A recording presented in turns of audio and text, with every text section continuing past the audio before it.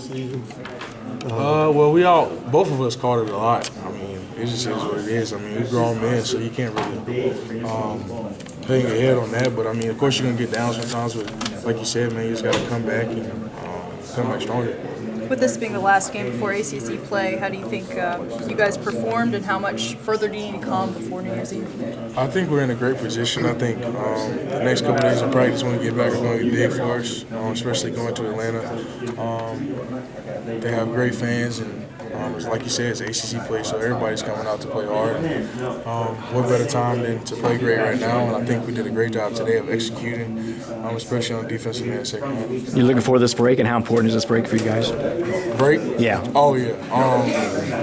I just think it's, as far as like getting our bodies back in shape and taking care of ourselves, and especially going home to see our families is something that we all have been looking forward to.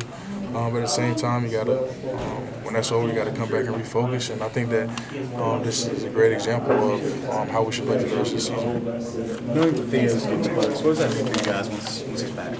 It means we got a creator, we got somebody who is a great defender, he can hit the offensive glass for us, and he's got that length. So for him to come back is big for us. I think when he comes back, he'll be ready because, I mean, you can see how anxious he is on the sidelines, and I mean, you can see he dressed out today. So he's definitely getting better though, and we're ready for him to come in. Have you ever had a teammate who's injured before who's brought that much energy just from the bench? No, I mean he's one of the best teammates I ever had. I think he always encourages everybody. He always tries to get everybody involved, and he does a great job of helping everybody out. I think he knows both the big man perspective and the guard perspective. So that's a good thing to have, especially when you're injured. You can teach those guys like Tony, or you can teach those guys like Kenny that really need it sometimes. About a minute in the game, you went on the floor, got a tie-up. You guys got possession of the ball. How much was that kind of an indication of where your mind was today? Like I said before, man, I just think when you're playing great defense, it leads to great offense. And when all of us are boxing out and all of us are running the floor and all of us are buying into what Coach says, I think the sky's the limit for us. And we feel short on two big games that we could have won. Came up short, but other than that, I think we're capable of anything. And I think by the lead of Joel, me, Justin, Isaiah, Nate, I think we're in a great position for ACC play. Roy noted the couple of dribble drives that you allowed in the first half. One particular, he blistered you after Carlson scored. But you went back, I think you got a feed on the other end and scored right away. I think it may have been from Isaiah. Clearly, it just seemed like you had a different presence about you today. Is that another example of that? I think so.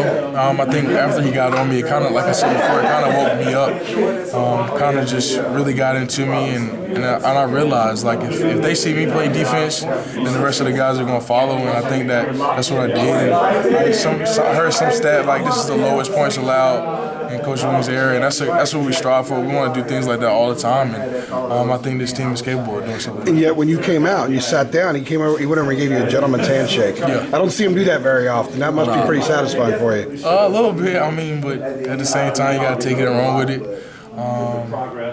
He's a great coach, and he's going to always stay on top of you, so you can't get too high or get too low, and you got to know that as long as you do what he says, everything's going to fall. Defensively, you don't play many guys that are going to put the ball on the floor and like to play away from the basket like Carlson was. But there was that one sequence in the second half where he was at the top of the key. He wanted to drive on you. You didn't let him drive, and he missed a three.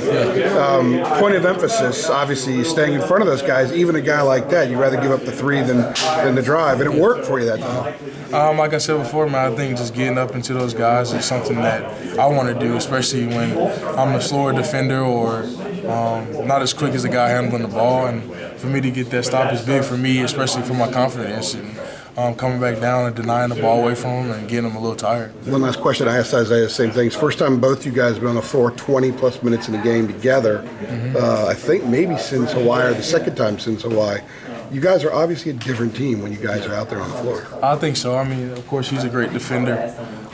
He does a great job of hustling, and he's always attacking the rim. You saw the dunk that he had today, and those are the type of things that get energy for us. And I think when Coach sees that, it gives him confidence to leave us in the game. And when we're working together like that, it's a great opportunity for me and him because we both have the ability to either score the ball, defend, rebound, or whatever it is to help our team. How much did the pass make the dunk on that play?